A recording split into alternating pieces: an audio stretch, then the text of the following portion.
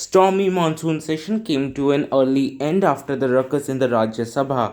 Opposition says that overwhelming numbers of marshals were present in the Rajya Sabha when the IBC bill was introduced and passed in the upper house. Opposition also blamed the government that when the live telecast of the Rajya Sabha was switched off by the government, marshals attacked and mishandled the women MPs of the opposition. Protest होते हैं सदन में, well में जाते हैं, कभी emotion में slogan लगाते हैं, लेकिन सरकार ने ऐसा इंतज़ाम कर लिया था, लीडर ऑफ द हाउस ने ऐसा इंतज़ाम कर लिया था कि 50-60 मार्शल्स को बाहर से लाया। वो कौन से थे, क्या थे, किनको मालूम है। और उसी ढंग से 15-20 महिलाओं को भी उन्होंने लाया और सील्ड बनाकर वहाँ पर रख दिया। और जो कांग्रेस के 2 महिलाएं राज्यसभा मेंबर थे, उनके साथ भी, और तृणमूल और कांग्रेस के छाया वर्मा और हमने नेता उनके साथ भी वो हुआ। इसीलिए हम ये चाहते हैं, कौन लाए वो बाहर की फोर्सेस को, किसने इजाज़त दी और इतने संख्या में सदन में आने की क्या ज़रूरत थी। तो ये इसका कारण कौन है, किसने ये किया है, क्यों किया है।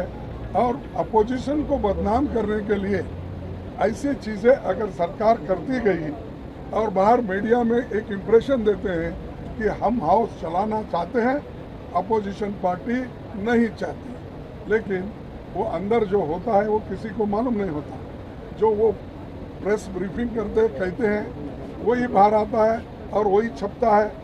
इसीलिए हम आपको क्लैरिफाई कर देते हैं कि सदन में जो चला वो अनडेमोक्रेटिक था, और ख़ास करके गड़बड़ी में जो इम्पोर्टेंट बिल्स उन्होंने पास कर ली वो भी अच्छा नहीं था।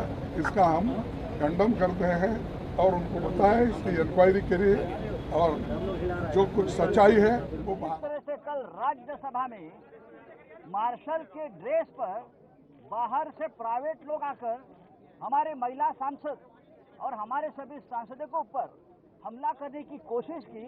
मुझे लगा ये मार्शल नहीं थे, मार्शल लॉ लगाया था राज्यसभा में और पार्लियामेंट में। हमने इस प्रकार से जो लोग खड़े थे कल, तो मैंने तो बोला कि मुझे लगता है कि मैं पाकिस्तान बॉर्डर पे खड़ा हूँ और हमें रोका जा रहा है अंदर जाने से इस देश में। कल पवार साहब ने जो कहा है कि उनके 55 साल के संसदीय लोकशाही के पूरे जीवन में इस प्रकार का चित्र ना खड़गे साहब ने देखा है, ना पवार साहब ने देखा है, और 20 साल में ना हमने देखा है।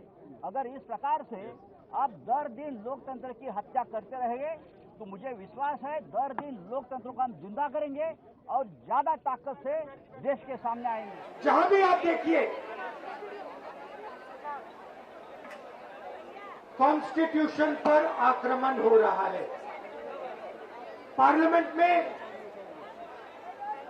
हम किसानों की बात उठाएं, दलितों की बात उठाएं, पिछड़ों की बात उठाएं, महिलाओं की बात करें, पार्लियामेंट में हमें बात करने नहीं देते हैं।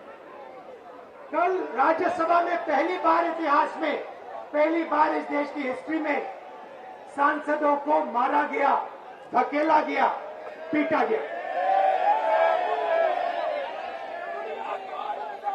नरेंद्र मोदी किसानों पर अत्याचार करते हैं, जो उनका है उनसे छीनते हैं और फिर किसानों को कहते हैं तुम देशद्रोही हो, तुम Khalistani. In response to this, government sent 8 ministers to do the press conference, and they said that it was opposition who was creating ruckus in the parliament and they murdered the democracy. Here, have a look at what they said. It was pre-decided by the Congress and its friendly party that we should not allow the parliament to function this time and we should take it forward for a washout. This was their decision. That's why I am trying to count the chronology of the events. In that, first they did not allow introduction of ministers. Then suo motu statement हमने करा दिया, and clarification, presiding officers allowed the clarification. They did not seek any clarification. बाद में आया, राज्यसभा में हमने चर्चा शुरू करने का कोशिश किया, तो 4 तारीख को, and it is a unanimous resolution of both the houses during 50th year of 50th year and 60th year that there should not be disruption, all those things. It's okay, but in spite of all those things,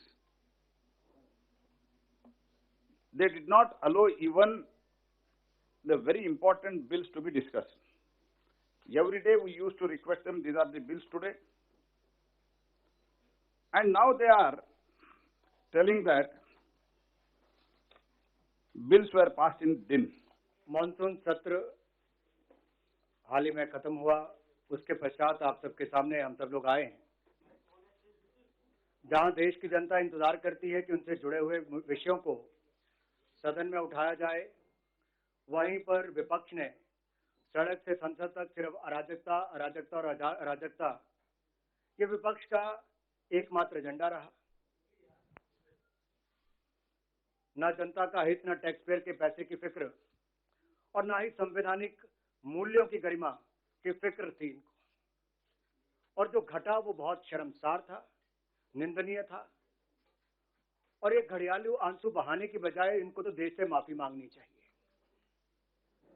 इसको विस्तार में चर्चा करने के लिए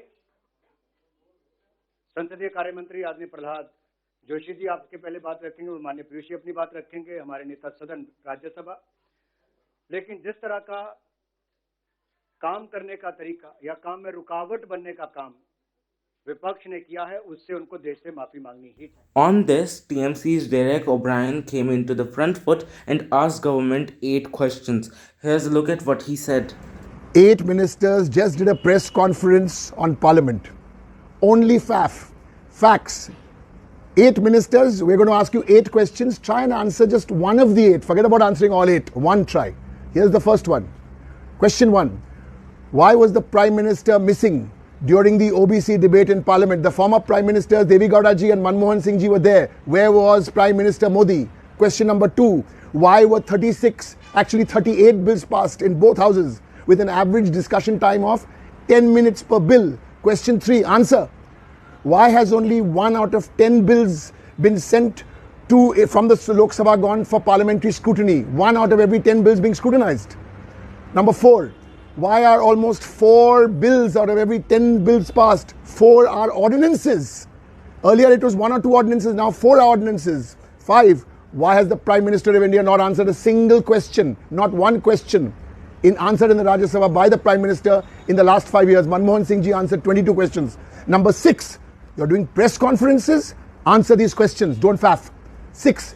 Why in 2 years government still hasn't elected a deputy speaker in the Lok Sabha? Why no deputy speaker? 7. Why didn't you allow the opposition a discussion on Pegasus, internal security, repeal of farm laws? Why? Government must have its way, opposition must have its say. And my last question to those 8 ministers, whose business is it to run parliament? Is it the government business to run parliament responsibility or the opposition's responsibility? And who is the government accountable to? The people. We're representing the people. You don't have answers. You have facts. What are your views in this? If you really like the content of the video, do share it with your friends, do press the like button, and don't forget to subscribe to our channel. And do follow us on social media websites as well. Link will be in the description. Thanks for watching.